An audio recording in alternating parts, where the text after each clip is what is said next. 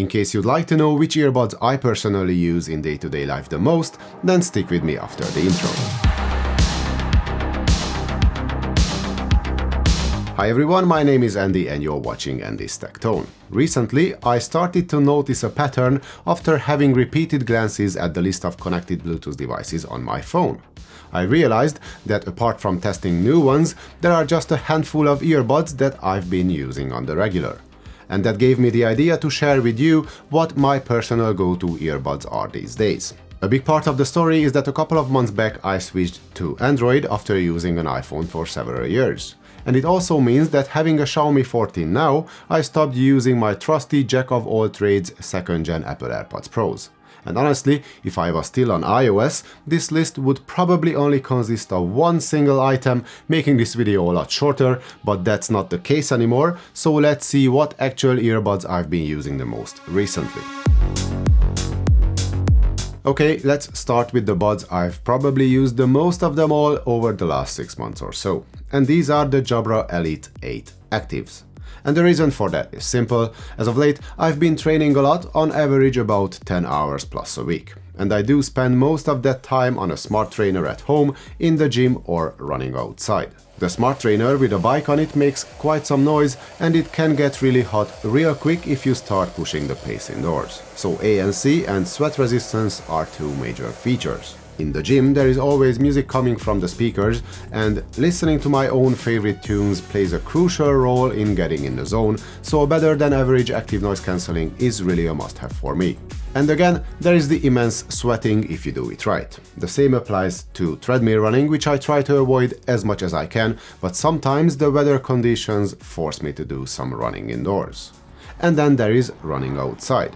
Living on the west coast of Ireland, there is always some sea breeze, and when running on the prom I like having my ears plugged in to protect them from the wind. And on occasion I get caught in showers too, so as you can see my go-to sports buds have to meet quite a long list of demands. And the Jabra Elite 8 Active can do exactly that. First of all, these buds are built to the highest of standards. We do not only get a fully dust and waterproof IP68 rating, but these Jabras also went through some rough tests to earn the 810H military certification. The case itself is IP54 dust and splash proof too, which means better protection against the elements than what most earbuds get. So the whole thing is built like a tank. And after sweating all over them for countless hours day in and day out, the earbuds are still working without a glitch and without a sign of any wear and tear. The rubber coating and the shape of the earbuds make it a perfect fit for my ears, so I never have to worry about dropping or losing them, regardless of the exercise I do. Also, the noise cancellation is the best I could find on any earbuds that were designed with intense workouts in mind, so I can easily watch YouTube on the smart trainer or listen to my own music in the gym.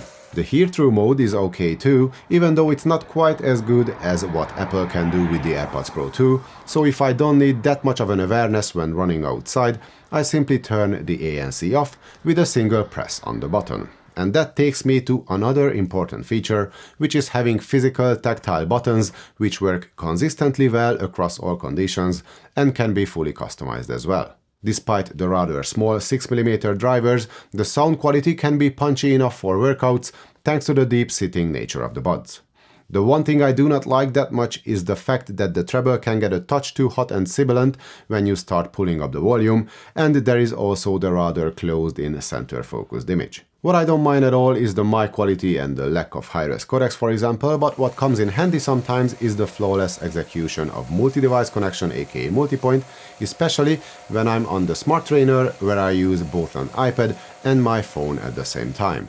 So yeah, these Jabra earbuds were pretty much tailor-made to my needs when it comes to music listening during workouts. And just before I started working on this video, I received the 2nd Gen Elite 8 Actives for a test, which based on my initial impressions might address some of the sound quality quirks and add some potentially useful features to the mix. But since the design and the basics did not change at all, I can confidently say that going forward, the Gen 2 buds will more than likely replace the originals as an essential piece of my day-to-day workout regime. But the detailed comparison between the Gen 1 and Gen 2 buds is for another video, which is coming soon, so make sure you are subscribed to the channel if you don't want to miss out on that. On to another one of my favorites, there are the Oladance OWS Pros. I mentioned using the Smart Trainer indoors a lot, but depending on the weather I also try to cycle as much as I can outside as well, and this is when I tend to pick up the OWS Pro almost exclusively. I know the OWS Sport is supposed to be an even better option for sports, but for some reason I prefer the Pro over the Sport. The Pro's fit is extremely secure even without the neckband you can find on the Sport, and the IPX4 sweat and rain resistant rating proved to be plenty okay so far, as sweating is not as big of an issue on the road as it is inside with no proper ventilation.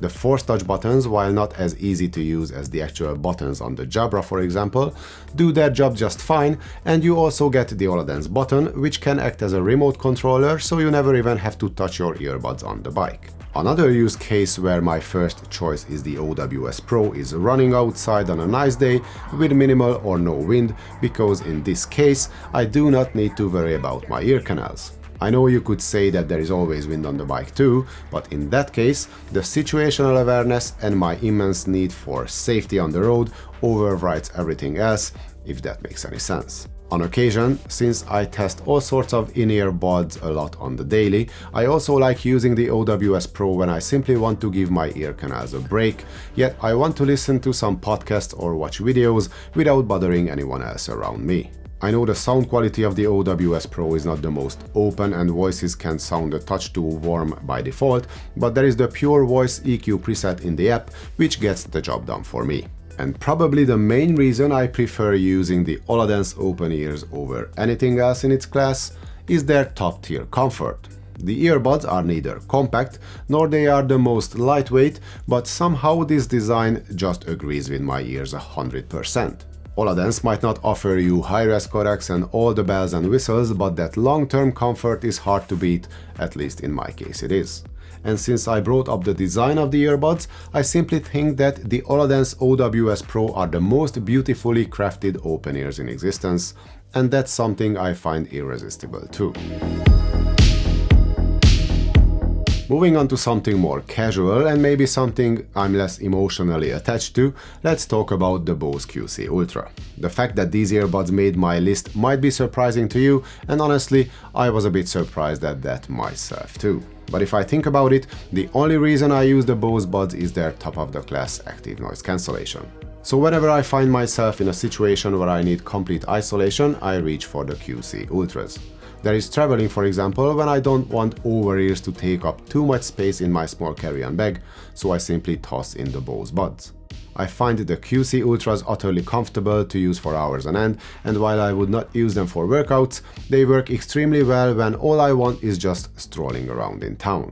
And this is when I also love using the best spatial audio implementation on the market. In motion mode, you get an almost perfect spatial effect, which can keep up even with the most hectic motion and changes in direction, which happens a lot when you are sightseeing or shopping around. The sound of the earbuds is fun to listen to, with a warm yet tight enough bass, rich vocals and energetic but smooth highs. The touch controls work okay, and even though you don't get nearly as many options and custom settings in the Bose smartphone app as what Sony, Sennheiser, Jabra or Technics have to offer, pretty much everything works as it should right out of the box without the need of tinkering too much. And again, the main reason I use them is their ANC prowess, which is something no other earbuds can touch as of today. And even though this next piece cannot be found on the list of my connected devices on my phone, I have to mention the Focal Celeste closed-back traditional wired over-ear headphones, which I use for critical music listening, chilling, or when evaluating decks and other headphones, for example. Most of the time I use the iFi HipDeck 2 portable headphone amp to drive the headphones, not only because I love its sound and I find this combo to be a great match, but also because the HipDeck 2 is compact enough to be stored away inside the carry case of the Focals, along with the headphones, so it's always at hand when I want to use the Celeste. And I believe that covers it all. If you look at the duration I dedicated to each earbud in this video, and also the order in which I was talking about them, you will get a pretty good idea of my overall preferences as well. So as of June-July of 2024, my go-to squad consists of Jabra, Oladance and Bose, and as an extra there are the focal cans as well. Of course, I use and test many different earbuds and headphones almost every week, and I have the luxury of cherry-picking products and use them in very specific scenarios only, and I'm not trying to convince anyone of anything. I simply thought it would be great to talk about my personal favorites a little, so please keep that in mind before you start commenting, which I encourage you to do, by the way, as I'm really interested to hear about your personal go-to choices as far as earbuds and headphones are concerned. So let's continue this discussion focusing on your preferences instead of mine, but before you all head over to the comment section, please give this video a thumbs up and subscribe to the channel. Thanks for watching everyone, hope to see you all in the next one.